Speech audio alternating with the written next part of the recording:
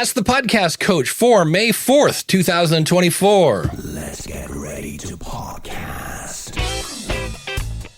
There it is. It's that music that means it's Saturday. It's time for Ask the Podcast Coach, where you get your podcast questions answered live. I'm Dave Jackson from theschoolofpodcasting.com, and joining me right over there is the one and only guest one from what's going on? From I'm in the witness protection program. From theaverageguy.tv, the one and only Jim Coulson. How's it going, Jim? Greetings, Dave. Happy Saturday morning to you. Happy Star Wars Day, right? May the 4th be with you. As well, tomorrow, Cinco de Mayo, which is a completely made-up American holiday that we somehow stole from Mexico. So, great weekend for partiers. Be safe, my friends. There you go. Safe tomorrow. And Be safe. if you live in Ohio, hey, let's just bring the party down, shall we? If you live in Ohio, May 4th has a completely different thing. That's the day of the Kent State shooting, which means a bunch of old hippies are going to walk down Main Street. I used to work in Kent, Ohio briefly, and every May 4th, a bunch of old hippies in their army jackets and things like that. It was back when George W. was in office, and they made this big paper mache George W. head, and my favorite was if you're going to do a protest, maybe get a bullhorn that works, because it was literally like they have a bullhorn and they're like, everybody say it with me. I was okay. Yeah, exactly what you're saying. I'm with you, brother. I fight the power. Like, everyone together.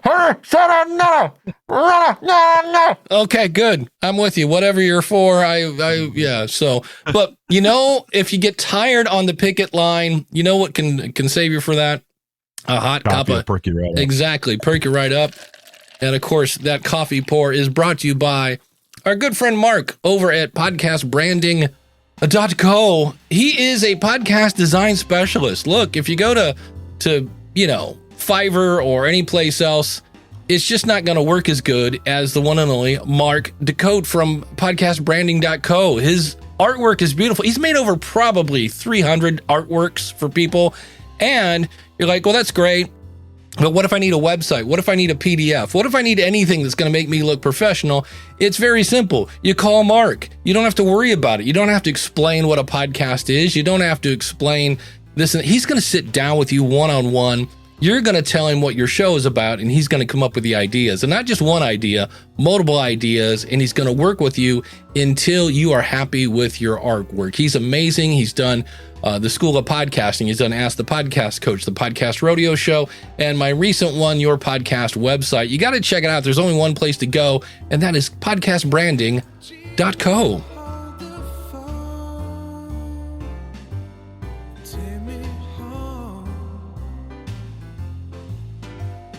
That's always soothing music there at the end. Big thanks to our good friend Dan Lefebvre over there, based on a true story podcast.com. This week, Tombstone with Tom Clavin. If you're a Tombstone fan, or that era of the great American culture called the Wild Wild West, you'll want to check it out today. Based on a true story podcast.com. Give it a shot. Maybe over the weekend you need something while you're out mowing the lawn. You need something to listen to. Big thanks to Dan for his sponsorship. Have you heard of this? I have not. Around the Layout podcast says, coming soon, Dave Jackson's gear guide for protests. There you go. It'll be like, make sure you can be heard. Yeah. That's the number one. Make sure you can be heard. If you're doing a podcast, it's the Samson Q2U. If you're doing a protest, this is my favorite bullhorn. Do they still make bullhorns? Of course they do. I think, yeah. And yet they're all digital, though. They're all digital. Yeah, it's got to be something that, and then why wouldn't? Go to Sticker Mule for your favorite protest signs. There's all sorts of things we could be doing there. If you want to have, this is something I want to mention because it's only available for 4 days. Do you remember when Seth Ressler was doing, I think they were called pod parties? Did you ever sniff around no. No. What were those? There's this really cool tool called Remo, I believe, or Remo. Remo sounds, I don't want to go there. Remo sounds like a whole different podcast. It's on sale for the next 4 days. I will put a link. This is an affiliate link, by the way, in the chat room. And what it is you can have, it's like Zoom on steroids. But what's cool is like you can have 20 people on stage. I don't know what the limit is on Zoom. They record everything. But what I love is if you want to do breakout stuff where, hey, okay, we're going to have somebody talk about stuff and then talk amongst yourselves, would you? Why do we drive in a parkway and park in a driveway? Talk amongst yourselves. Mm-hmm. And then you have these little tables and you can get up and mingle. So if you wanted to have, because to me, again, I'm going to an event this week coming up, or next week, actually, in Cleveland, the Content Entrepreneur Expo. And it's one of those things where I'm going to probably have more fun in the hallway than I am. I mean, I'm going to some AI sessions and some things about coaching and things like that. It's really going to be fun. Yeah, Tim says Remo Williams was a great 80s movie. Yeah, it's pretty cool. But the thing is, it's only available for 5 days yesterday, so 4 days counting today. And I bought it immediately. It's one of those things where I don't have an immediate need. I am thinking of starting, because the cool thing about the School of Podcasting is it's a buffet, right? It's like, here it is. Come eat at your own leisure. I'm here to help you with any questions. We can do coaching, whatever. But there are those people that want to do it with a group. And many, many moons ago, I still own the domain. I had podcasting in 6 weeks. And I might be bringing that back to where you could go through. This week, we're going to talk about planning. Week number 2, we talk about equipment, including bullhorns, et cetera, and that whole 9 years. So when I saw that was coming up, I was like, I know there might be some people that if you want to do something outside of Zoom is fine. I mean, Zoom has breakout rooms. They did this for Podfest. We do what do you use for, I know Gallup, obviously you got 8 million people online. What do you guys use? Crowdcast or? StreamYard. No, StreamYard for the podcast. Yeah. Oh yeah, for sure. And then Zoom has been kind of up in their game a little bit. I think they have, after the pandemic, they've kind of responded. They have a new workplace plugin for your Zoom client. So yeah, works. Can we continue to use StreamYard? Apparently, back to the bullhorn really quick. Pyle, Pyle, they're the leader in bullhorns. Oh. And they come in watts is how they're measured. So 30, 40, or 50 watts. Some of them have built-in sirens. Some of them, this should be a Home Gadget Geeks episode. Some of them you can record up to a certain number of seconds of your voice so that you can only say it once. Yeah. Say it once and then just keep repeating it. Like move on from here, move on from here. You're not allowed to be in this space. They got, we always think of talking into them, but many of them have the microphone bit. You can hold the microphone and then hold the thing away from you. Yeah, because it's loud. Those things are loud. That's why it's about wanting to hearing protection. That's why it's always like, because you got all this feedback going on. Yeah, always fun. Mm-hmm. Yeah, I have alarms in them. This one is talking about a 1,200 yard range. That's pretty good. Yeah, 1,200. So that's Pyle, PY. That's $30 to $70. Not terrible. Well, there you go. If you want more listeners to your podcast, just get yourself a bullhorn, go down to downtown, and you need to listen to my show. AskThePodcastCoach.com. AskThePodcastCoach.com. So wait a minute. Were you making that key up sound? Yes, is that what you're making? Yeah, exactly. Yeah, exactly. What do we want? What do we want? Yeah, exactly. Protests. You get too close to something and the thing just starts squealing. It's the best. Well, they got them in multiple colors too: blue, pink, white, green. That's for all the female protesters. Oh, look at it! It's so cute. I couldn't pass it up. It was pink. Yes, a plethora of. They need to come with earplugs type deal. I'm getting notes here that my video may be out of sync again. I wonder. I'll have to check. I have noticed. I don't know what's my Mac is being persnickety these days. Could be routing too. It's looking. I know at one point it kept selecting the Elgato virtual camera. I might have upped my whatchamajigger, my resolution. Maybe I was doing that and that was a bad idea. I don't know, but yeah, I see him a little. Anyway, DR has a question for us, and that is, if I already have a website for my business, do I necessarily need a pod page? Should my podcast have a page to all itself? I have big opinions on this. So to answer your question, DR, no. In fact, I say the opposite. I say what you want to do is, if you have your own, and this is what drives me nuts, is I'll see people that have a really nice website. I mean, it's just pretty. And then they will use the Libsyn site or the Captivate site or the Buzzsprout site. And all the magic, all your calls to action, buy my book, hire me as a consultant, buy my bullhorn, whatever it is, it's on your website. And so you're sending people to we'll just say Libsyn, and your Libsyn site. And then at the bottom of your show notes, if they scroll down far enough, there's a link to do whatever your call to action is. And so there are a couple options here. A, use your media host website. Well, that's dumb, in my opinion. There are some people that they work for a giant conglomerate, and getting, Steve, the IT guy, to give you a page to put your podcast on or let you post to the major website is not going to happen. All right, I get that. Then there's the other one. There's phase number 2 that I see a lot. Oh, I know what I'll do. I will put a page on my official website, and I'll get that player that just has like 6 or 7 episodes in it, and I'll just paste it there, and it'll update every time I do an episode. Set it and forget it. Well, I'm sorry. Also, it's a better idea, because at least now it's on your website, but you're getting zero SEO.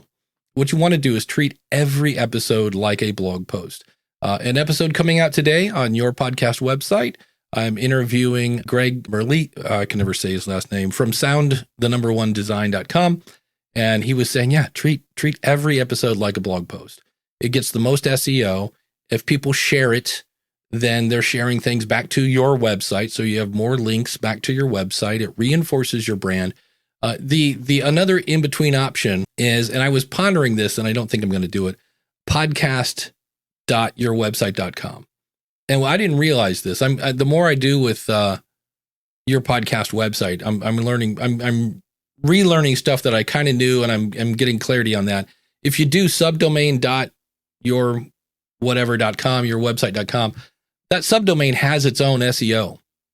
And so instead of ranking good for your website, it's ranking good for your subdomain. And I didn't realize that subdomains kind of have their own SEO score. So yeah, so if you have your own website, where does Gallup put their podcast? Because that's we have our own. We have our own custom CMS. Yeah. And we break it down. So you can go to Gallup.com. That's our news page, and then a lot of this stuff, I think I'm under Clifton Strengths. So I think you say it's Gallup.com/Clifton Strengths. But we have a couple people that just spend full time. That's their job, is just to keep us on top of SEO. And I hear the one of the guys that does that sits, not very far from me, a couple people away from me. So I hear him talking about it and some of that work. It's an ever moving target. It's not always clear. I think Google just went through another change in the way they're doing some SEO. So there's some discussion about that. GA4 brought a bunch of new implications for it. So it's an ever moving target. Dave, I think, I put my podcast on 8 or 9 different hosting platforms. One, so I can kind of stay on top of them, just to see, see who's still alive and who's not. But I probably pick up, between all of them, I probably pick up half the number of listens that I get on my RSS feed.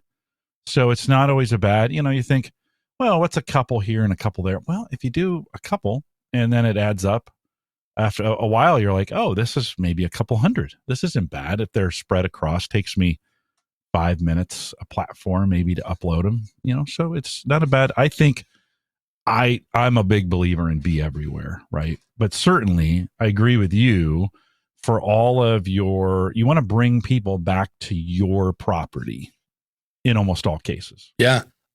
Danny Brown from Captivate says websites are so important. If podcast apps disappear, like, Google Podcast or Stitcher, you always have a place to send your listeners. That's yes. I mentioned that in episode 2 of your podcast website. And people don't realize that. I remember TV commercials from Facebook saying build your you don't have to learn how to build a website, just build it on Facebook.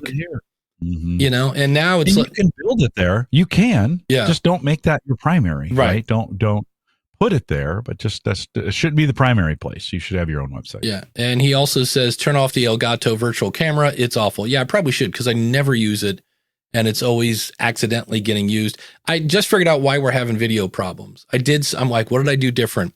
We are on Rumble today, and maybe that's just a little too much for my little Mac Mini to go because we're going to Facebook, we're going to YouTube, we're going to LinkedIn, we're going to Twitter, and then I added, and it wasn't hard. It's one of those things where we think things are going to be harder than we think. And so I heard, you have to set up an RMTP or RTMP or PMRC or whatever it was, RMTP, I think it is. And you just go to Rumble. And here's the freaky thing. I've not been to Rumble in about a year and a half. I did have an account. It's like, here's YouTube. And then they go, and here I'm like, they are so obviously, they are the, this is the place where Americans go there to tell the truth on Rumble. But it looks so, I had to look in the upper left-hand corner. I'm like, wait, did I go to YouTube? It looks so much like YouTube, except it says Rumble. And then what was really cool is I clicked on a button. It was like, how do I do a RMTP? And it was like, oh, click here, do this, do that. So it wasn't hard, but I was like, that's the only thing I can think of that's different. And I know Ralph has a question here in a second. Ralph from AskRalphPodcast.com. He's on Rumble, and we were joking about it, but he's made, I think last week, he was up to 6 cents. So there you go. It's another income stream. But, hey, like you said, man, every little helps. You never know. So we are on Rumble today, and it might make more sense because I don't expect a lot of, first of all, you had to do a lot of things if you want to make money on Rumble saying, I'm not on YouTube. Like if you're exclusive on Rumble, they will pay you. If you're not, not so much. So that was kind of interesting, but that's the only thing I can think of that I'm doing different. What's weird is we're occasionally a little choppy here, what I'm looking at with you and me, but I'm not sure why or what, but I appreciate everybody doing that. And I just lost. That was so weird. I unfavorited one and I lost Ralph's question. And it was a really good question. Let me find it here. Cause this is one of those questions where you have to ask yourself, do I really want the answer to that? And he was asking about when it comes to building your audience. I can read it. He says they have a question for the show. What's a realistic time frame to actually see listener growth in your podcast? And what's a reasonable number of listeners to grow from month to month? What do you think, Jim?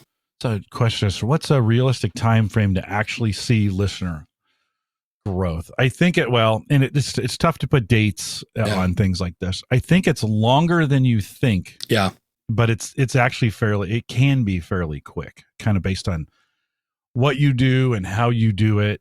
I think realistically, the things that you do take a month or 2 or 3, like within a quarter, you should see something.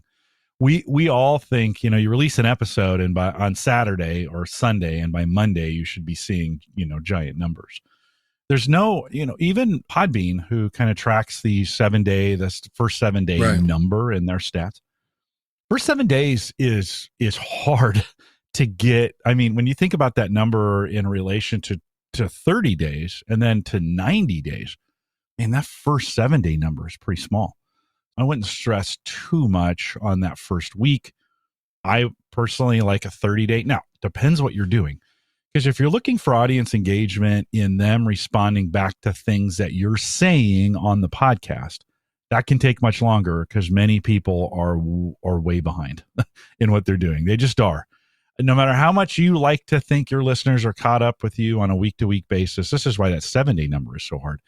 Most of them are listening 2 or 3 or 4 weeks behind. It's just the way it is. Right. People are busy, right? Especially post-pandemic. So that's why you kind of see the delay in the majority of the delay in them. So if you're embedding engagement items, codes, whatever, send me an email, whatever, that stuff is going to take a while.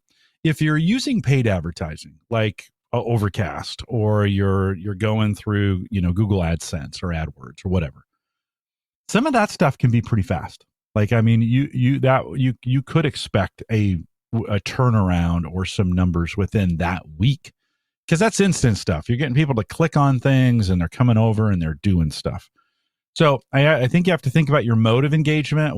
How am I doing this? And then what am I expecting from the actual engagement in itself? Are they sending me an email? Are they clicking through to something? And then the number is just based on, I mean, how much did you pay? Right? If you're not paying, those numbers are going to be pretty slow. Like your reach is fairly limited on a non-paid basis. If you're paying for the advertising, if you're going out and doing that, you can see some big numbers. We've had, tens of thousands of YouTube views that we've advertised for within a week. Again, we paid for those, right? So can you see that kind of engagement? Yeah. Do they stick around? What's interesting is we paid for these. We have a podcast called Leading with Strengths, and it's our CEO interviewing other CEOs and other leaders and, guys like Vince Cerf, the guy who invented the internet, that kind of stuff, or helped him. But it was a whole team. It wasn't one guy, but he was on that team. That kind of content we paid advertising for, and it picked up tens of thousands of YouTube views. And you would think that's on the same YouTube channel as my material, my Call to Coach stuff that I do, long form. Yeah, it didn't translate. You would think, oh yeah, people would come. It also didn't build subscribers. Like we didn't see, we get 500 to 750 subscribers a month to that channel. I think it's got about 50,000, 51,000, something like that subscribers right now. You would think that many tens of thousands of views would translate to subscribe. No, because that wasn't the call out. It wasn't, and we don't ever say on our videos, subscribe. So that kind of depends on what you're doing, the action that you're trying to do. If you're going to do a YouTube campaign and the goal is to get people to subscribe to your YouTube channel, you got to say subscribe. You got to tell people subscribe to the channel, right? I'm noticing, Dave, a lot of YouTubers right now, the algorithm is changing again on YouTube, and now they're valuing comments. And they've always valued comments, but they're really valuing comments right now. So the YouTubers are all saying, hey, can you watch the whole thing and can you leave a comment? I don't care what the comment is. Just leave a comment. Yeah. Right. So, but you got to say that. Otherwise, people won't know to just do that. You've got to kind of say it. So I don't know. Ralph, I hope that gives you some. According to the book Profit from Your Podcast, there's a case study where LegalZoom advertised in some shows and nothing happened. They're like, oh, forget it. Just, we're canceling our contract. This is dumb. We're wasting our money. And then the next month went by and they saw more activity than they had. And they're like, wait, turn it back on. It's working. So it's slow. But here's the thing. Let's say he says here in he's a daily show. I'm averaging about 60 downloads per day. That's not what we're looking for. How many per episode? Because a day includes all of the past days. So how many per day on YouTube? About 30 and 30 on about Rumble. So the thing we want to look at, if this isn't growing, especially on YouTube, how far are they watching?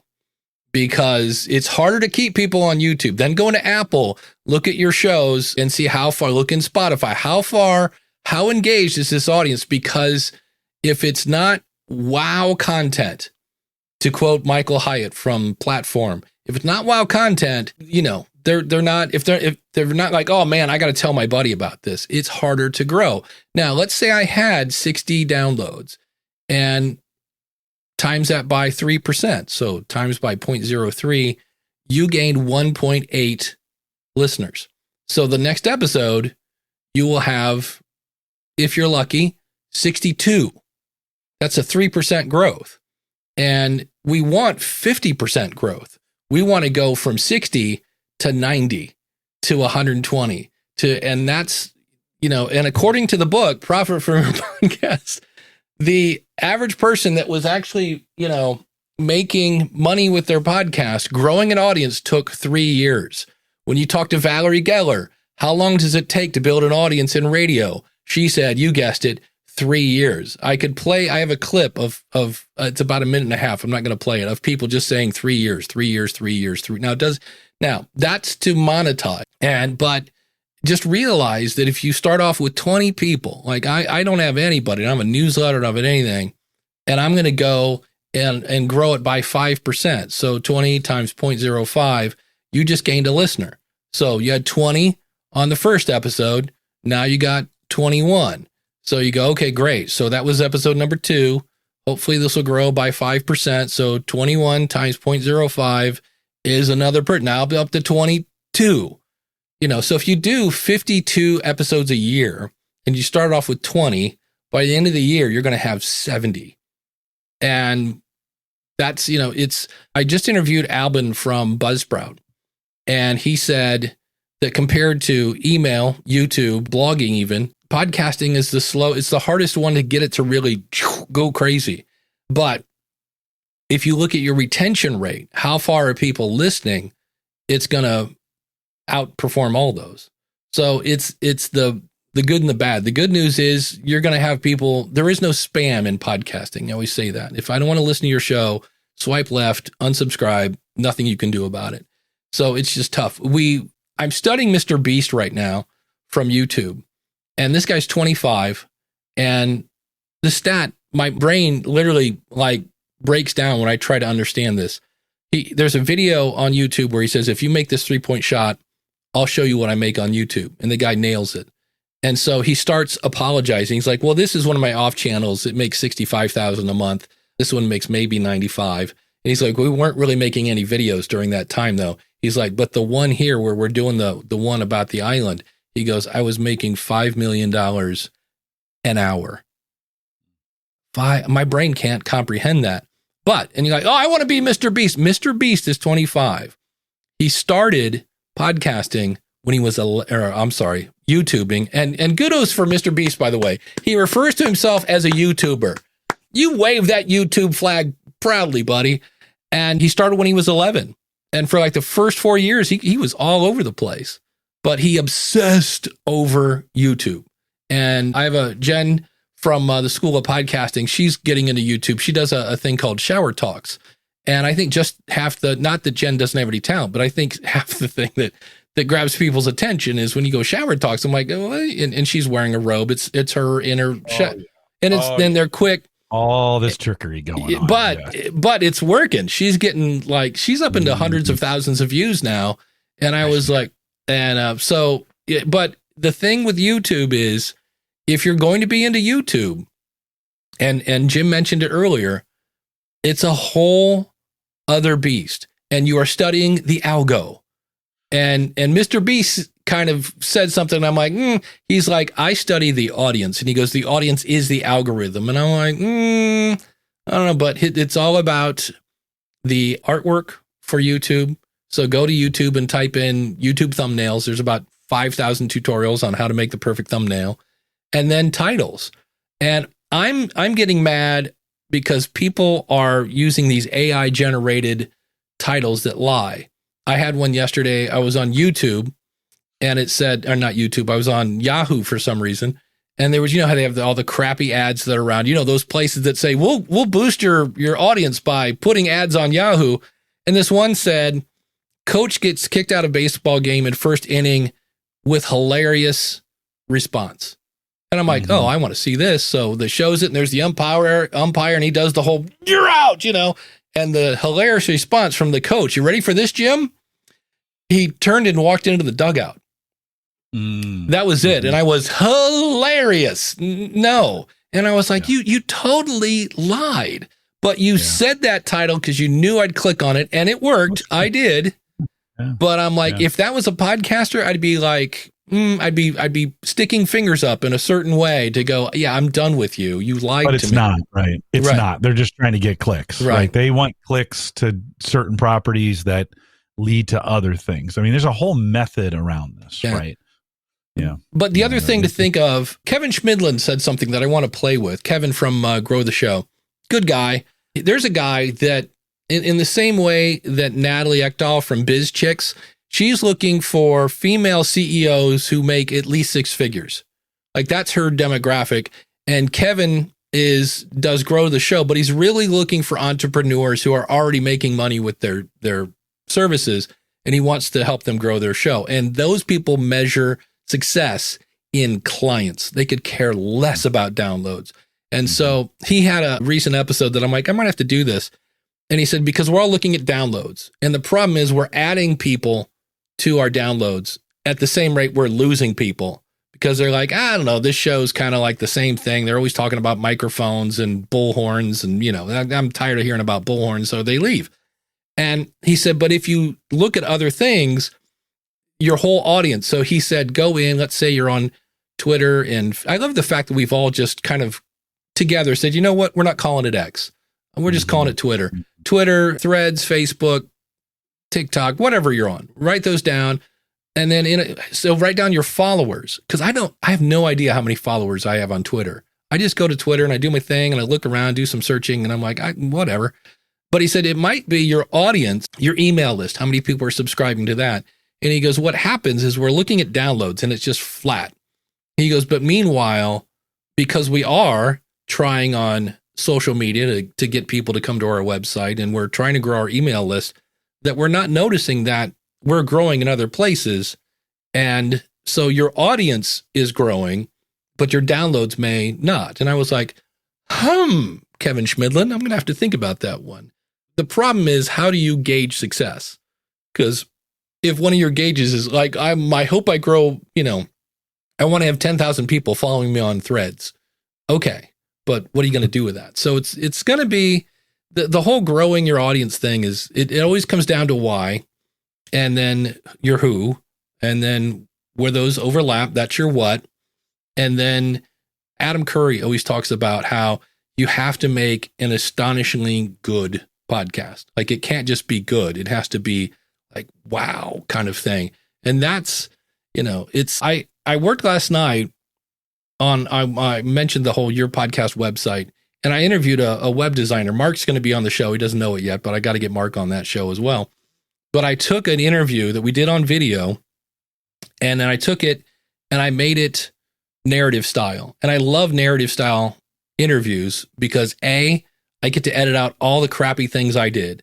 I have to, there was one question that it had to be a minute long, because I gave him all sorts of background, and this is why you did this, and this is why I did it. It shouldn't have been. So why do you do it this way? And I was like, we don't need all that stuff. So it's cool that I can just go in and just say, and when I asked him about this, he said this, and here it is. And so I took what was basically an hour interview down to about probably 40 minutes, because I cut out stuff. Like, I asked him, like, what are your favorite podcasts? And I thought about it. I'm like, my audience doesn't care unless they're really design related podcasts. So that was gone. But it took me 6 hours to go through, listen to his answers, categorize them, and then put the puzzle back together in a way that makes more sense. Like, we had talked about tools a couple different times in the episode, and I put all the tool stuff together. And I was like, I got done. Yeah, we'll see. But I was kind of like, okay, I went from this is good content to, okay, I put some serious icing on this. Now, is it wow content? I'd give it an 8, I thought. And then the other thing I thought was cool is there were things that he was showing his screen. So there were things that were he's like, you'll see here where the guy's doing this. But I'm like, that's not going to work in audio. So I cut it out. But I also let my audience know there's a video to this. If you want to see the before and after of some of these sites, go out to, yourpodcastwebsite.com/3. That's not there, by the way, yet. It will be later today. And so there are times when you kind of, making wow content isn't just a conversation. You've got to polish it and get the good stuff out there. I don't know. Am I off base, Jim? Or is no. Yeah. Well, I mean, it boils down to, it's a job, and there's so many variables, right? I think everybody's looking for the one thing, and it's not one thing. It's a whole bunch of things you got to do together. Who's your audience? What are they buying? What are you selling? What is your message? What is your personality? What do you have tolerance for? How much money do you have? Like, that matters. Everybody wants to launch these things for free and have them, it's like planting a garden and not having any water. You're like, well, you probably need a little bit of capital to get some things rolling here, to buy some things, to do some stuff. Then on the other side, it's all the call to action stuff. What's your call to action? What are you actually trying to get them to do? How are you trying to influence them? What are you getting?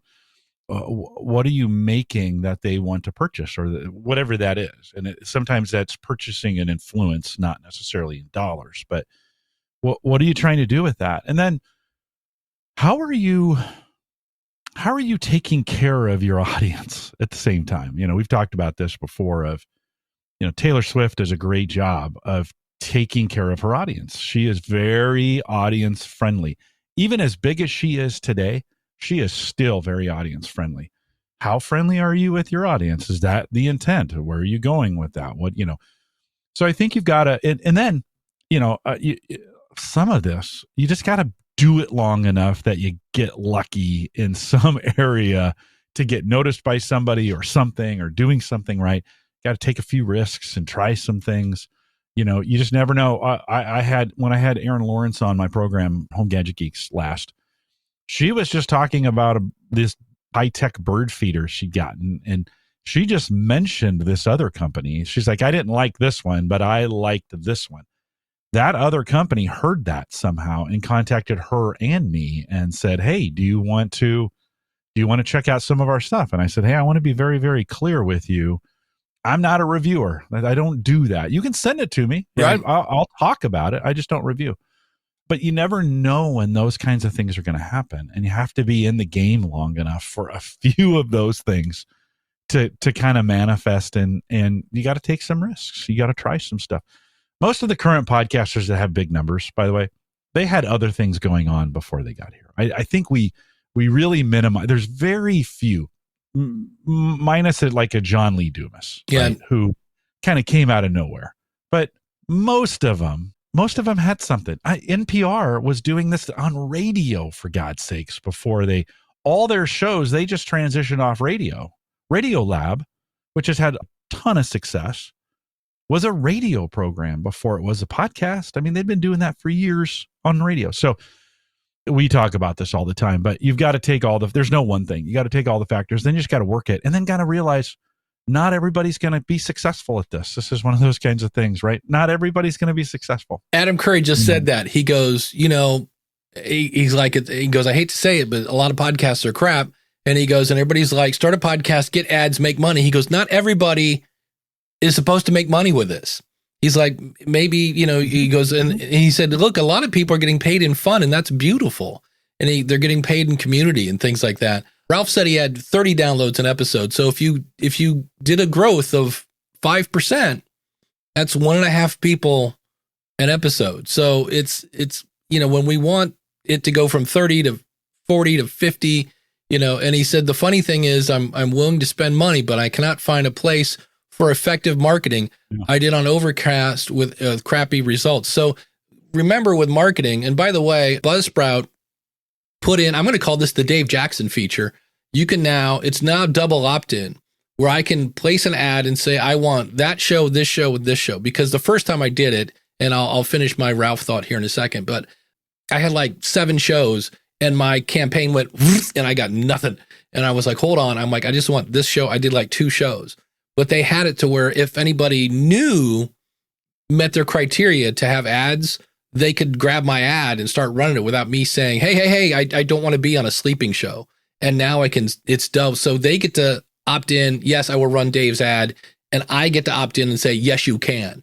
And I was like, that's cool. So I'm going to go back and play with that. But remember, with advertising, there are 3 things involved. A, who am I in front of? So the reason I want to play with Buzzsprout ads is because I know those people know how to listen to a podcast because they're listening to one. Number 2, where am I sending them to? Because now I've got to have good ad copy. Well, first of all, it's my copy. My first one, the first ad I did was horrendously bad. It was a lot about Dave Jackson is this, and Dave, and he's Dave, and Dave. And people like, who's Dave Jackson? I don't know. So the second one was all about, hey, are you trying to do this with your podcast? Do you want to grow? Do you want to do blah, blah, blah? All about them. So what's your ad copy there? And then the third one is your landing page.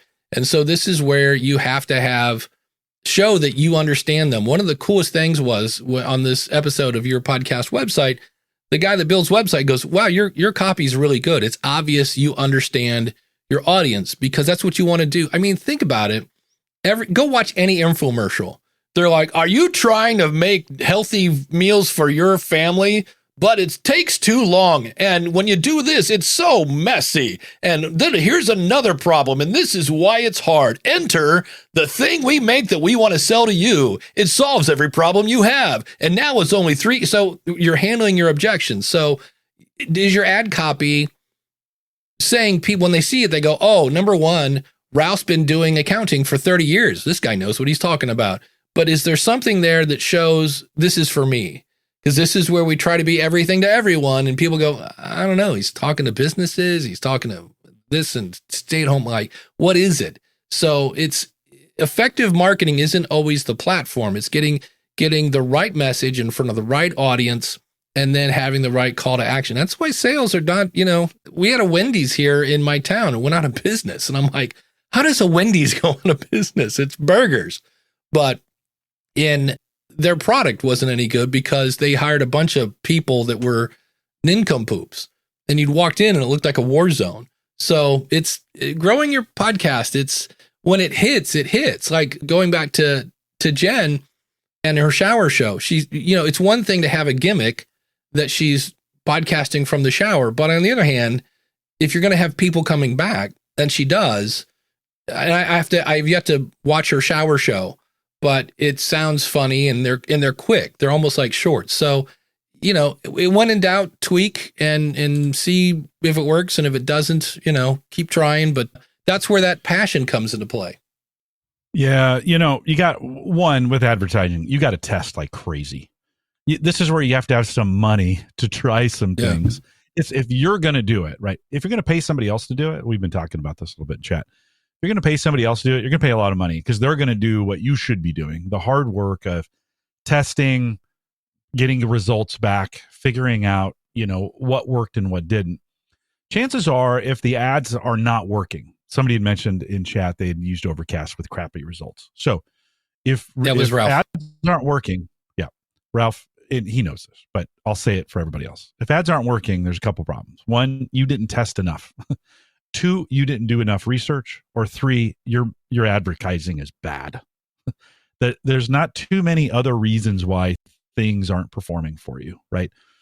I think oftentimes this is where we shortcut the process is our advertising is bad. Guys, you're not spending enough time polishing your ads, making sure they're the right target for the right place and the right people. This stuff is hard. I think we can come to advertising like we come to podcasting sometimes, and I can just talk on the mic and people will come. Well, you tried that and you didn't get a lot of people right off the bat. Okay. So you got to polish that up. Those ads have to be the best possible thing you've ever, because you're going to get 15 seconds in front of somebody. That's it. Maybe even less than that. In some cases, if it's visual ads, you're going to get 2 seconds for them in front of their eyes. How do you know it's good? Well, you know it's good when you've tested it and it works. And you got to do a lot of testing. You got to get it in front of a lot of eyeballs. You got to get some feedback on it. You got to get folks who know how to make ads. This is hard work. Making ads is not for amateurs. This is not an area where you're just like, oh yeah, I'm a podcaster, so I'm going to be a good advertiser. Maybe, probably not. Find somebody who does this for a living and ping them with some questions. But you've got to, that ad stuff has to be really, really good, really, really tight and well tested. And then once you have it, right, once you've got that nailed, then you got to get it in front of the right audience. You got to figure out, hey, where does this audience live that I can get those ads in front of people so that they'll do something with it, right? And that's the hard part. That's the real hard part of figuring out, okay, where am I going to pay to get these things in front of people to get the impressions that I need? You literally need hundreds of thousands of impressions. Even in the early days of testing, you need to kind of get these things figured out. So if you've never done ads before, generally you're not very good at them. So you need to treat ads and advertising like you treat your podcast. It's going to take you time. You're going to have to learn some things. You're going to have to work at it for a while. Generally, ads are not very successful. They just aren't. They are. You think, oh yeah, I do this and I'm going to see this return. The return on advertising is terrible. It's always terrible. You just got to keep throwing either time or money at it to make it work.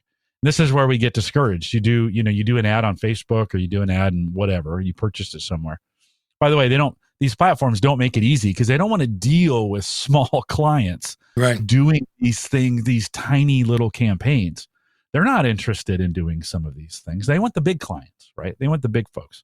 So they make it hard for small people to engage, for the small folks to engage. If you kind of want to learn, and this is a hate listen right now. The show is called Ad Infinitum. It's from one of the guys at Oxford Road, which is, and they work with advertising buyers. And what I hate about it is it says there, and is the only podcast focused on audio ads. The creatives make them, you listen to ads and then they tell you why it worked or why it didn't. And the fun thing is they do that at the end of the show. I'm like, no, don't. Like you said, you're going to listen to ads and say if they're good or not. And instead, he brings on a guest who's an expert. I know he's an expert because you brought him on the show. You don't, but instead I have to listen to their story. Let's hear about your story about why you're a good advert. I'm like, no, you brought them on the show. I'm assuming you didn't just pull somebody off the street. So I have to sit through 10 minutes of their story. I'm like, no, let's let them listen to the ads and then say, well, when I worked for Time Warner, I did, okay, good. Now you can inject your story into your answer. It drives me nuts, but I do fast forward a ton on that show to get to the end. So if you're trying to figure out what a good ad is, there's that. If you want to learn copywriting, buy any book from Ray Edwards. I love Ray Edwards. He's a good guy.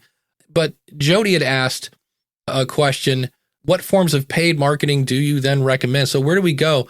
Right now, the one I'm going to play with is Buzzsprout ads, because like if I want to catch a fish, I can't catch them in the street. There are no fish in the street.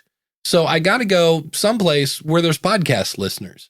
So advertising on podcasts is, I think, the first right step. Then it's a matter of where can I find the right show, and then it's a matter of, okay, is this the right ad copy? Is this, like I had, and sometimes you need an outside point of view. I brought in a business coach and he was looking at my website. He goes, Dave, do you know there's no place on here that says what's in your courses? You just say you have courses. And I was like, so again, it's good copy, but if somebody, and I'm using this thing called Mouseflow. If you go to supportthishow.com/mouseflow, where I can see what people are doing. And I saw somebody click on the word courses thinking it was going to take them to a list of courses. And I was like, oh, so again, you think you got all your T's crossed and your I's dotted. So that would be that. From there, and also this is where I use switchy.io. If you go to supportthishow.com/switchy, I track the crap out of everything. So when I use Buzzsprout ads, I could see how many people, like I made a link to Apple, I made a link to Spotify, so that if anybody clicked on those, I'm going to assume that, hopefully they then subscribed and link anything that they were clicking on, so that I can say, okay, I just paid Buzzsprout, whatever it was, $250, and I got 18 clicks or whatever it was. But I also advertise, because I do a podcast about podcasting, in Pod News, right? That guy's got 30,000 whatever subscribers in his newsletter. So see if there's a newsletter. Now, I'm in a pond. I'm not in a lake. That's the problem. Like there might be some podcast listeners in the newsletter. It's hyper niche to me, but I am no longer technically in water. I'm out of it. But I can see the number of people that, again, through my clickable, trackable links, I can see if it's working or not. Plus, James, and most newsletters should do this. If they're not, go subscribe to James' show and run an ad and see what he gives you all sorts of information. Why? Because he wants me to advertise again. So he'll say, here's the open rate. Here's how many clicks you got. Like he does all that for you, but I do it anyway. So there's that. Swapping promos on another show. Jeff, I don't think Jeff is here today, but Jeff C said I mentioned him in his show. Yeah, he's here. Thank you, Jeff. He's doing a new thing where it's AI for Pinterest. and C is SEIH. So he's got a new thing going on. And he said when we mentioned the show, he got a little bit of a bump. So it's always the little bump, right? Somebody said it, I think it was around the podcast, said it's planting seeds, right? You're planting seeds. I mean, it takes 9 months to make a baby. So, and we're wanting our baby to come in 3 weeks. So that's where I talk about the passion. I mean, I spent 6 hours last night working on this podcast, and I haven't had that much fun in a long time, because it was literally like, oh, wait a minute. I can take that clip and that clip and that clip. And if I put them together, and then you put them all together and you're like, oh, that flows so nicely. It's like, it's like going from an out of tune guitar to an in tune guitar. Like, oh, that's cool. Okay. And then I could follow, ooh, and what if I do this? And then I'm going to, like, I have, because it's a longer show. So I had 2 ad breaks. My ad breaks are going to be 15 to 30 seconds. And I said, in a second, you're going to hear how I got really embarrassed. Boom, here's the ad break. So who doesn't want to hear Dave get embarrassed? So just little things like that are like, that should work. That should work. Now, here's the fun thing. I just said it should work. And I might put that out and get, this is my 3rd episode, so I'm not expecting a ton. And sometimes we put stuff out there like, oh, people are going to love this. And you get nothing. And then you have other episodes, you're like, should I click publish on this? Okay, click. And then it goes gangbusters. So it's about the time you think you got it handled, you throw a curveball out there and they're like, this is the best thing ever. So it is, in the immortal words of, who's the tight end when it comes to the Kelsey brothers? He's dating Taylor Swift. Jason. Yeah. Jason. No. That's it's Travis. Travis, yeah. Mr. Swift said, podcasting is harder than Not yet. Podcasting is harder than than football. And I tend to, it reminds me a lot of bowling or golf. And those are really great analogies, Dave. I'm going to pat myself on the back for that, because you think about it, you're really competing against yourself. Yes, there are other people, and there are so many things. When I bowled, my mom used to say, shake hands with a head pin. And it's all about keeping your arm straight and how far back you swing, and is you're swinging around. And if you're doing golf, forget about it. Keep your arm. There's so many variables. And when you get it right, you get it right. But, my favorite was, I was with my brother. We used to do the Jackson Open. We would go to this horrible little baby golf course. I would use my dad's clubs, which are about an inch, maybe 2 inches shorter than they should be, because my dad was, I think, 5'10", and I'm 6'1", so not quite made for me. And I would just top the ball nonstop. We called them worm burners. I'd smack it 3 inches off the ground. It's just flying down the fairway. And so we step up to a hole, and there are these guys on the green. And I'm like, oh, there's no way I'm going to hit them. Like, it's way off, and lo and behold, I hit the shot of my life and nailed this guy right in the leg. And he did not seem, because it bounced off his leg and rolled towards the hole. And he was not amused, even though we yelled forward. Yeah. I've also hit geese. So occasionally you get one that takes off and you go, what did you do differently? Like, I don't know. I just swung the club. So you were there, though. You were there doing it, right? That was it. Yeah. Going back to Mr. Beast, and for the record, before we even go there, yes, his name is Mr. Beast. No, he's not the Antichrist. I've already had people like, the Beast, and I know. And in this documentary, he was playing some Microsoft game, and they give you a username, and they called him Mr. Beast 6000. He's like, okay. So that's the story of that. And he just said, I try to make my next episode better than the last one. And he looks and sees if it works, but he literally, like, when I was growing up, I would, in junior high and high school, I would come home, I would deliver my papers, and I would eat dinner. So by like 6:30, 7 o'clock, I'm done. And from 7 to 11, I played the guitar nonstop. I just listened to the radio, playing my brother's Fleetwood Mac album, whatever it was, I put it on and I would play along. So there was hours and hours and hours. Mr. Beast did the same thing. He said on Saturdays, he would get up at 10 a.m. And he said he's found 2 friends that were obsessive about YouTube as he was. And so from 10 in the morning to 10 at night, they did nothing but talk about YouTube. And it was stuff like how long they'd find somebody that was doing something, was getting popular. Okay, how many seconds in between camera shifts? Like they almost like frame by frame, they analyze these videos. So he's admitted he's got kind of an obsessive personality. And it's just like, it's in. I'm like, okay. The other thing I worry about this guy, because he's 25, and they said, what's your work-life balance? He goes, oh, that's easy. Work is 90% and life is 10. Like he goes, I'm always working on videos, but he's doing something he loves. But I'm like, that just smells like a recipe for burnout. So could be. I've never watched one of his. I've never watched one of his videos. I'm a YouTube guy. I am only on YouTube. I've never seen Mr. Beast ever. So yes, he's super popular, but that doesn't mean everybody watches him, right? There's a different kind of audience that I'm attracted to, that I watch, and so you can't be Mr. Beast because he's already him. He's already him, right? You be you, and if things work out right, and if that's your goal, right? If your goal is to be the numbers of Mr. Beast, well, my friend, good luck. It's going to take some work. Like you need to get after this and start getting after it now. I think that's the message here. And it may never, I always feel like I'm the downer sometimes. That may not work out. You got to try it.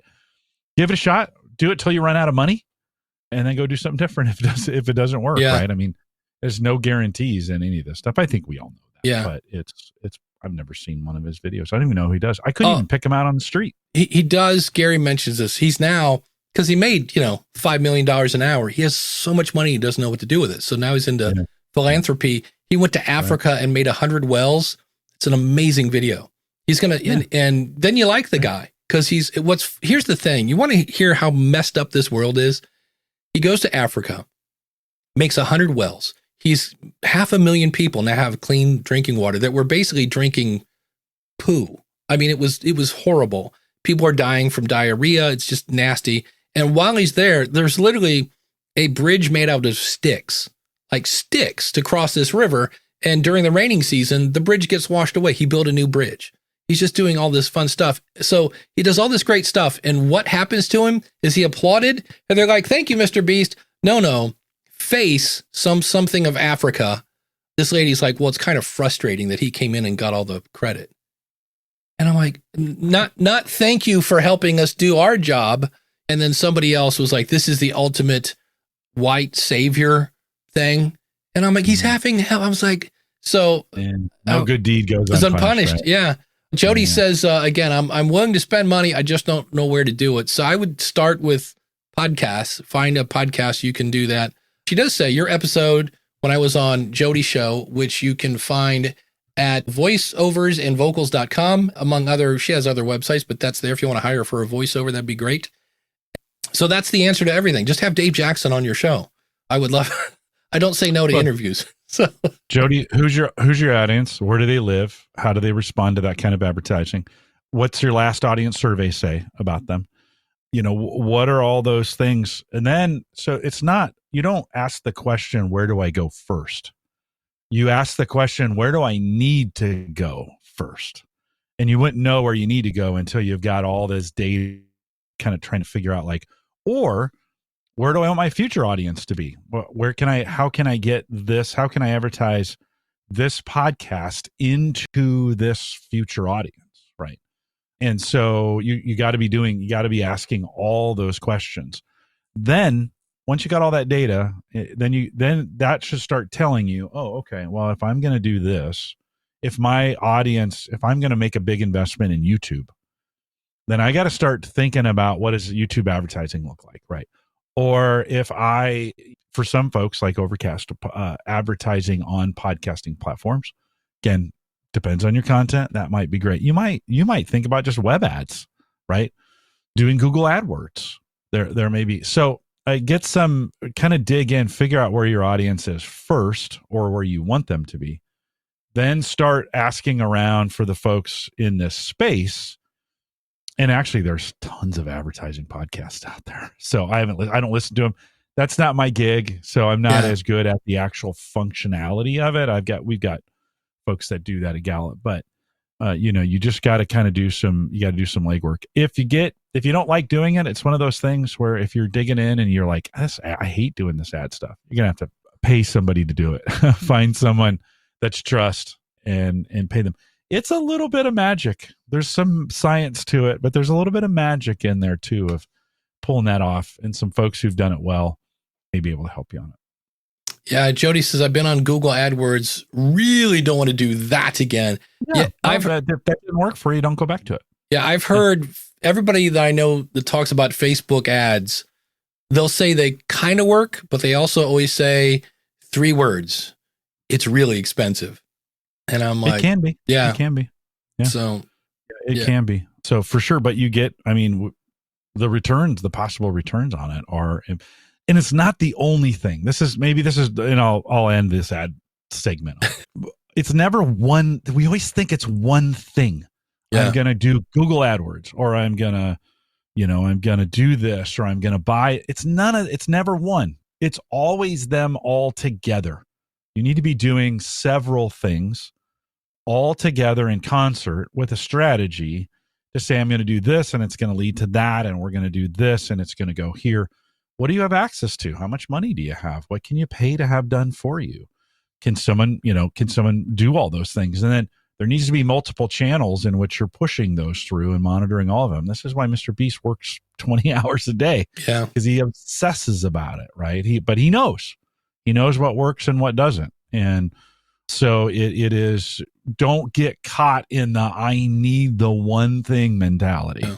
That it's all the things. Well, Jim, of course, season 6 winner of American Idol is right. And how many kids think if I could just get on American Idol, I would be, and I'm like, and a few of them have gone on, but I don't know, season 6, I remember the guy with gray hair. I remember Ruben Studdard. Kelly Clarkson seems to be doing okay, but she was the first one.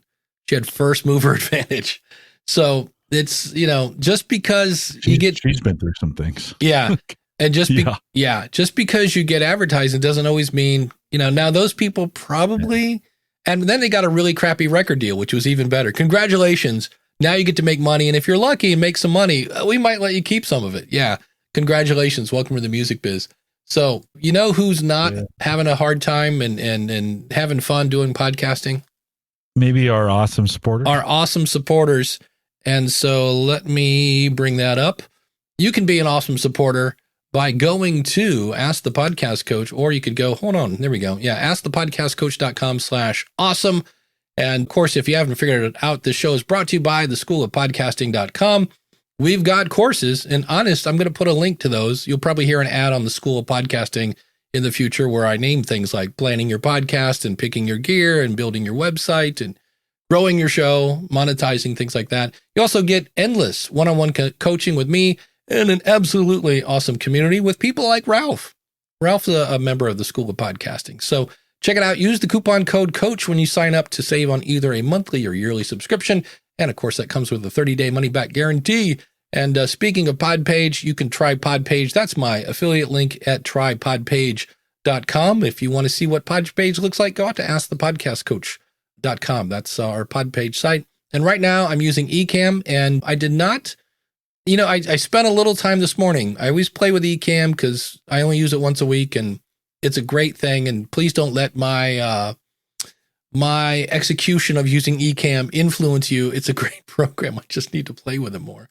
And then if you need more Jim Collison, you can find him over at theaverageguy.tv. And in theory, if I go to this now, there he is. See him? If you want more of that guy, because I've now assigned you as guest 1. There you go. Nice Spock. That's a beautiful thing. And I just said it. I'm trying, when I go to the segment, I say an insane amount. It's because I'm doing multiple things, and I just said it. But now it's time for our featured supporter of the week. So we've got the Wheel o' Names. And if you're like, how do I get on the Wheel of Names? Well, you become a $20 supporter. So that could be Glenn. It could be Ross. Could be Felix. Could be any of these. We'll click the shuffle button. Just try it for a month. You could get on this for a whole $20. Just jump in, do it for a month, and then you get your name on the wheel. You never know. There we go. The longer you go, the longer you support us, the better chances you have. There you go. And I click the wheel, it spins, and it's coming around to Craig. Yes. From livewellandflourish.com. I just helped Craig move to Captivate. So he's very happy with that. And if you can't get enough Craig, I'll give his other show. He's a professor at a Louisiana university, and he has a show called AI Goes to College, which you can find at aigoestocollege.com. So thanks, Craig, for being an awesome supporter. And if this show has ever saved you time, saved you money, maybe saved you a headache, did it keep you educated? Well, then maybe you should be an awesome supporter by going to askthepodcastcoach.com/awesome. And speaking of awesome, you don't have entertained on that list, by the way. Entertained, that's right. We do entertain. Think about the 30 people who come every Saturday because we're their Saturday morning cartoons. That's entertainment. That's it. You could be on the wheel. I'm just saying, you could be on the wheel. And I don't make any money off of this, so I can say these things. You could be on the wheel. Just saying. And also, if you don't want to do $20 a month, there are other options. They don't get you on the wheel, but it is a way of saying, hey, thanks for the show, Dave. I appreciate it. It's like a cup of coffee these days, right? I mean, Starbucks, a cup of coffee, Starbucks is like $9 now or something like that. I mean, this is why I don't go to Starbucks. Yeah. Yeah. Well, but I'm just saying, you have an inflation fighting deal. It's been $20. It stayed $20. You could join us as well. So we'd love to have you on that. And I got to say, I say this a lot, but we really do have like the best chat room, because I came in today because they've just been pumping things into the chat room here. So Danny has a question. Yeah. Do you think free websites on hosts like Libsyn, Captivate, Buzzsprout, etc. are good enough for new podcasters, or should they look at WordPress, Wix, or Podpage? As always with podcasting, it depends. If it's Mrs. Smith's sixth grade class and they don't really care about, SEO and branding, they just need a place for people to listen to their show. Yeah, but I do like cryingismanly.com, brand new member of the School of Podcasting. And what he did is he bought a domain, which you can get at, Namecheap or coolerwebsites.com, and pointed it at his Buzzsprout site. So at least now, when he says, oh, my website is cryingismanly.com, it goes to a website. And then later, if he wants to move to WordPress or Podpage or whatever, all of his episodes, cryingismanly.com, works. And so it really depends on, let me think, Buzzsprout's website, not bad. They're all not bad. The fun thing is when you want to have like an email list, or I want to sell something, and you can, but most of those are made for people to listen and follow the show. And they do a really good job at making it easy to listen and follow the show. It's when you want to color outside of that, it gets a little tricky.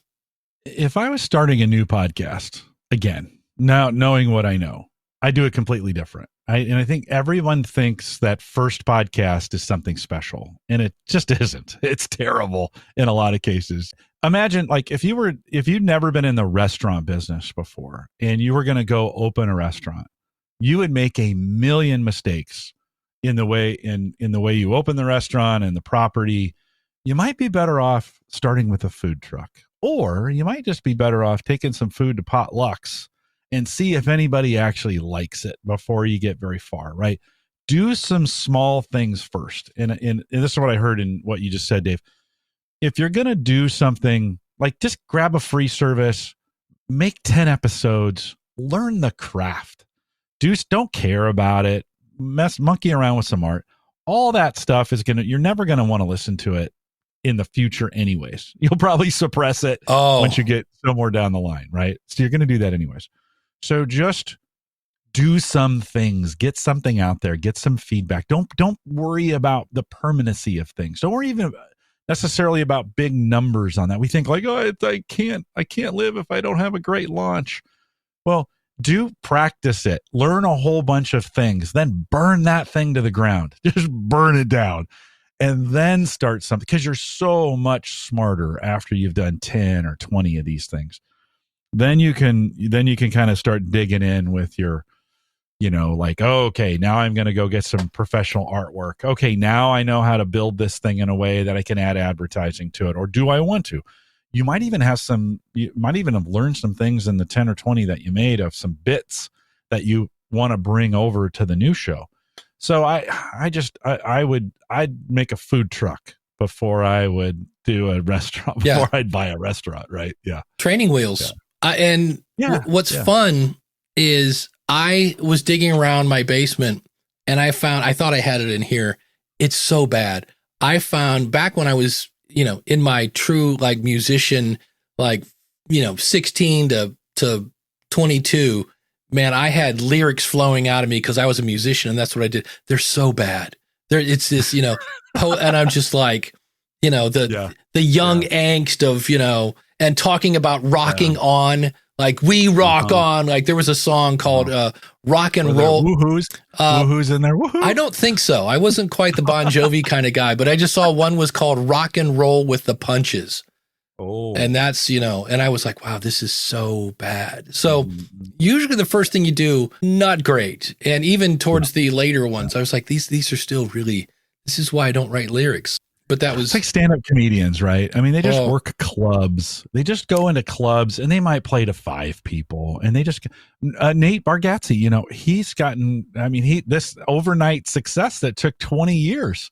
And some of the stories you hear, he's like, I'd go do comedy to anybody that'd listen. And sometimes you just need to make that stuff and get better at your craft. To bring this back around to the advertising thing. Oftentimes what's stopping us in advertising is our craft. We're actually not as good as we think we are in that. We need to hone that craft. I think it's 3 podcast movements ago, Tom Webster did a keynote and said, it's time to master your craft. That's why I study storytelling.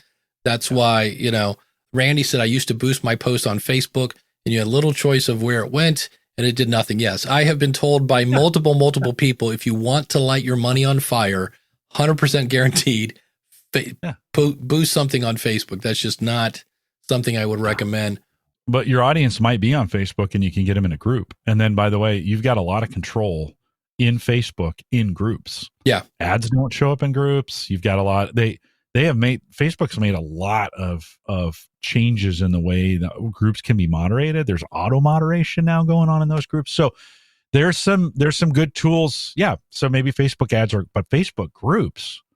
I think if I tried to take away our Gallup Facebook groups, they would storm Omaha with pitchforks and torches and, shiv me in the parking lot. So they love that Facebook group. And I've tried taking it away several times and they're like, don't take it away. Our group. We have 17,000 people in that group. Yeah. Right? I have a Facebook group for the School of Podcasting and I use this other tool called Heartbeat.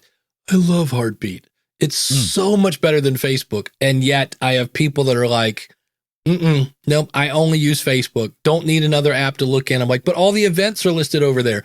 All the, you can, so it's weird that ship has sailed. Yeah. That ship has sailed. Everybody's on Facebook. Yeah. Well, you're not you, Dave, but I am. Talking, there's a person right now who's listening in their car who's not on Facebook and they're like, right. I swore they're yelling at us right now. No, Jim, I'm not on Facebook. Yeah. Right. Well, okay, you're not, but everybody else is.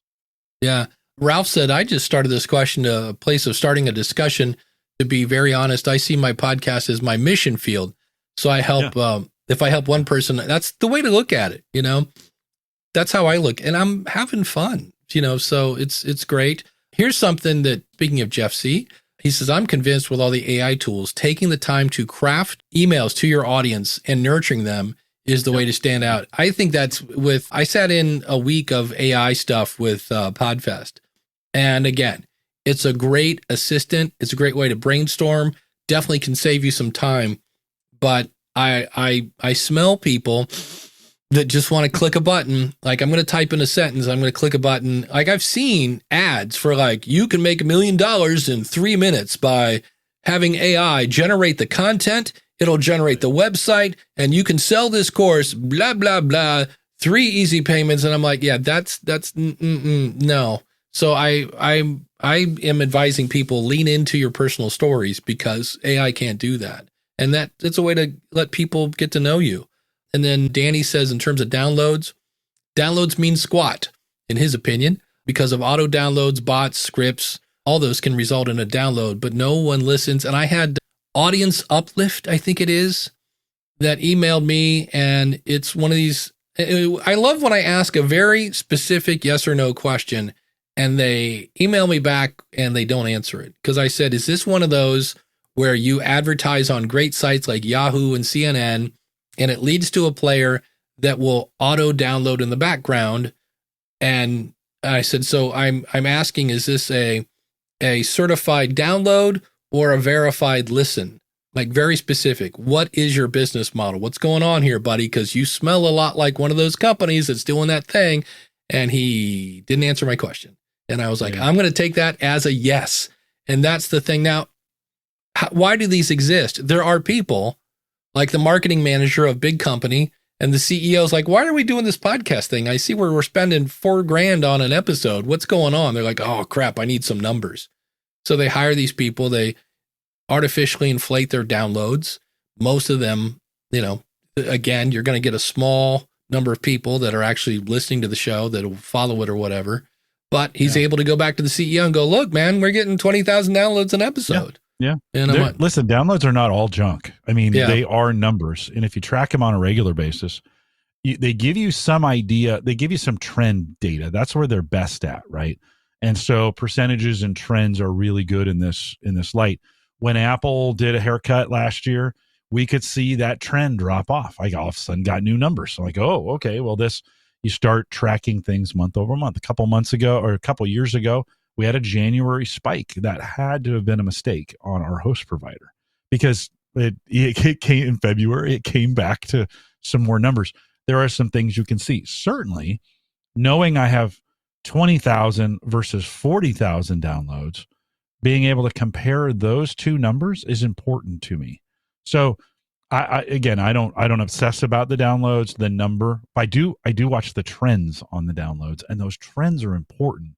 Knowing what's going on in those trends, and then knowing, hey, are we trending up or are we trending down? Again, it's one number, right? But it's not total junk, right? And you shouldn't ignore it. It just put it in its right place, right? Know why we're looking at the numbers that we're looking.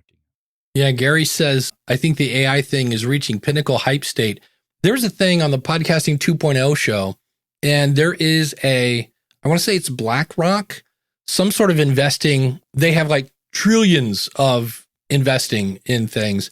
And this guy pointed out that if AI and all the computer power that it takes, like if we go forward 5-10 years, it's like a gigawatt of information to run all the computers that are going to run all this stuff.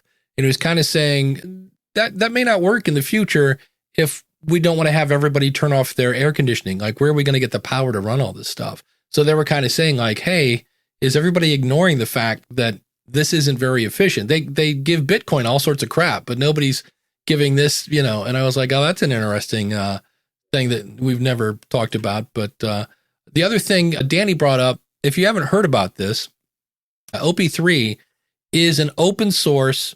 It's kind of a podcasting 2.0 thing is kind of where, but it's not. It's if you just want a free way to track your downloads, you can do this.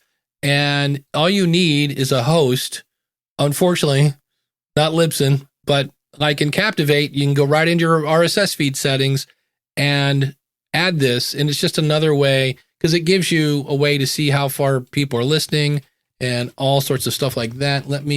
If you are listening to this in audio, if you go out to futureofpodcasting.net, you can see where under our resources, where you'll see where it says open OP3 stats opens. So you just basically add a prefix, but you can actually share them if you want. So I have to update this. I just moved the future of podcasting from Libsyn. Nothing bad against Libsyn. If you want to manually do the code, you can do podcasting 2.0 stuff, but it was adding a few things to my workflow. And every time I was uploading, and I'm like, if I was using Blueberry or Buzzsprout or Captivate, I'd be done by now. And so because I have multiple shows, I went, well, you know what? I'm moving it to Captivate. And Danny, I'll be bugging you later because I know somehow I can export my stats from Libsyn and bring them into Captivate. So I'll have to figure that out. Haven't done it yet, but you could share your stats if you wanted to. That's not OP3's fault. That's operator error from Dave, but it is a thing. And then you can go in and see how far people listen and things like that. The other thing, we were talking about being Saturday morning cartoons. Chris says, I used to watch pro wrestling on Saturday mornings. Oh, yeah. And Dave Mania, man. Does somebody pimping vitamins in WrestleMania or something like that? I know a lot of, to me, slap it into a Slim Jim, brother. And that's what? Big time wrestling. Yeah. Big time wrestling back in the 70s, Yeah. 80s. Oh, my God. Let me see here. But it was real. It was real back then. In the 70s, this new stuff, new wrestling, fake. But 70s and 80s, real. Yeah, that's crazy stuff. Argue with me in the chat. Leave a comment in YouTube down below about wrestling, fake or real. We want to hear your opinion. Liberty Dude, since most of the podcast host companies don't seem to be doing much, isn't podcasting 2.0 just mostly hype? That, my friend, is a good question. Well, first of all, Libsyn keeps saying they're going to look at it. Trust me, there's somebody inside Libsyn that screams about this all the time. And we're doing some stuff. I can't really say, but there are things behind the scenes that I'm still trying to wedge it in. Because you can, if you use our old interface and don't mind manually typing in the code, you can. But Buzzsprout has embraced it, Captivate, Blueberry. If you go to podcastindex.org, there are a lot of hosts that have done that. Podhome built it from scratch for podcasting 2.0. So the thing is Apple ever going to embrace it? Well, they did embrace the transcript tag. So that's encouraging. Are they going to ever embrace the whole value for value streaming Bitcoin? That would be, I don't see Apple ever doing that. It is getting. They'll do their own thing, by the way. They'll do their own thing. Yeah. Right. They're not going to take, Apple's not going to take on somebody else's stuff, baggage. They'll do their own thing. If they're going to do it, it'll be their own. That's my prediction. I don't know any data, but that's the way they do things at Apple. But I do like some of the things, like I was listening to Sam Sethi today, and he was saying Apple could integrate the people tag. So if we could have guests and things like that, they could integrate Podroll, which is a way for you to say, if you like this show, you might like that. There are all sorts of things they could. So it's just one of those things where, look, I'll be honest. I'm a little wish it would move faster. That's really this should be just called, we could all bust out our Axl Rose, little patience, because that's what it's it. And, I want it to be further along than it is. But this morning I ran out of sats in my wallet. I went to True Fans. Don't have to do the whole hokey pokey, turn yourself around. Ordered myself $10 worth of Satoshis. It went in. That filled my wallet. My wallet's connected to Castomatic. So all I did was go. And what's beautiful is I told it to save my credit card because apparently I like to live dangerously. And I just went in and it was like, oh, here's this and that. It's a thing through Stripe, I believe is what they're using. So Stripe has my, I forget the name of the little service. Link I see this come up, but I think that's a Stripe thing. So it was super easy to refill my wallet. So I don't think it's hype. And if we go to podcastindex.org and go, it needs to be hype from some regards. I mean, we need to hype the thing to get this out there, and people got to be talking about it. Well, so, and it needs some value. It needs some hype. If it's in a negative way? In other words, maybe that was really saying, is this all overblown, or is this never going to happen? I don't know if it's going to happen in its current iteration, but I think you just said, and I believe this too.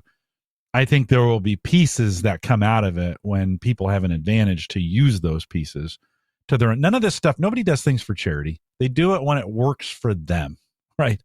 And so as these systems begin to come online and folks say, "Oh, I can make some money off this." Okay, yeah, I will add value for value when they see the value to themselves in it. That's always the key.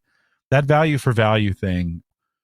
Somebody's got to be able to see the value in it. And it may be there. They just don't know it. So it needs to be hyped in some regard if that's the case. Yeah, right now, according to podcastindex.org, 20,275 podcasts are value for value enabled. And over at stats.podcastindex.org, over the last 90 days, $40,865 have gone through. In the last 60 days, 25,666. Oh, there's the beast again. And then the last 30 days, 13,000. And in the last 2 weeks, 6,477. Well, let's play with math, shall we? If we in Windows from eCam in my way.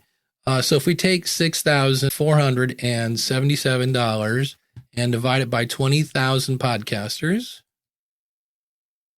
That is 32 cents a piece. So that's the bad news. But in the last 2 weeks. So again, in the last 7 days, 3,355. So it's got to start somewhere, Dave. It's got to start somewhere. I mean, if we're going to do this, I am just worried about their Bitcoin I have not, from the day one, I've not been a fan that they chose Bitcoin to be and I know why, and I know all those things. I just worry about that from an implementation standpoint, a cost standpoint, it was first. I don't know if it's the best for the technology for them for that. But it's the value for value is such a small part of that 2.0. And I know there's others who think it's the only part of it, but there's so many other great things in that spec that we could take advantage of and use. So don't throw the baby out with the bathwater on that. It's not all about value for value. That's part of it, but there's some other great things in there we can implement. Well, I'll give you an example. There's this thing called PodPing that, from what I understand, you add one line of code to your code stuff, and instead of having to, like right now, Libsyn goes out and pulls every RSS feed. Do you have any new feeds? Or wait, how does it? I think it goes the other way around. Yeah, apps have to come around and pull all of Libsyn's RSS feeds to see if there's anything new. Where with PodPing, if I understand this right, and I'm a little rusty on this, instead of having to check, are there any new episodes, Libsyn would then tell the apps there's a new episode. So instead of having to check everybody, it would then just wait for us to tell you there's a new episode. And from what the result is, where now it can take a couple hours for things to show up in Apple, now it's, much, much quicker, and it's much more energy efficient. And so that's there are other things besides the whole Bitcoin thing that just make it better. Yeah.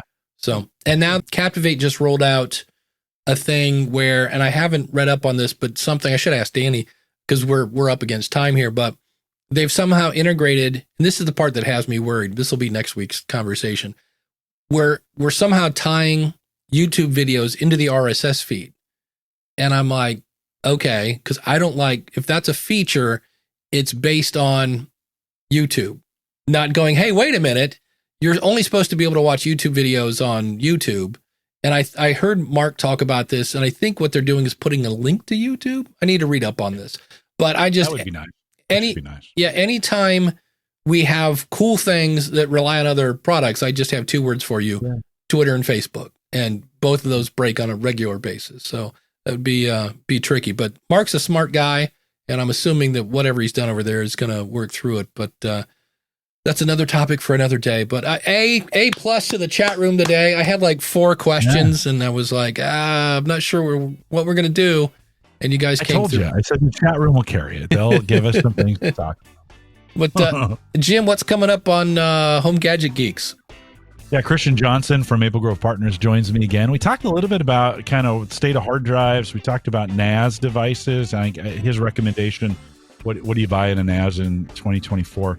Spent a little time talking about this idea. This is kind of cool. Private 5G, which is really, really interesting. That might be the best part of the whole conversation. A little AI at the end. Available right now, homegadgetgeeks.com. There we go. On the School of Podcasting, I think the title in my head is No Shirt, No Shoes, No Admittance. And it's a topic I've talked about before, but with a new twist. And that is the attitude of the podcaster going in. We kind of talked about that today. Like, you got to be patient. It does grow. You have great engagement, but audience growth is slow. And so we're going to talk about what happens when I talk about pronouns and politics and abortion and religion, and the fact that if that's your choice, nothing wrong with it. But some people aren't going to like you. The minute I do a political show, forget it. And then I also noticed something in studying this. Did you notice that Rush Limbaugh, all these people had an enemy? They were all fighting someone to rally their community. And I was like, I see what you did there. So we're talking about that, along with what is Google looking for? And I thought this was new. Turns out this is like 4 years old. So yay day for keeping up with the latest technology. But we're here every Saturday. Ask the Podcast Coach. Thanks for watching and listening, and we'll see you next week.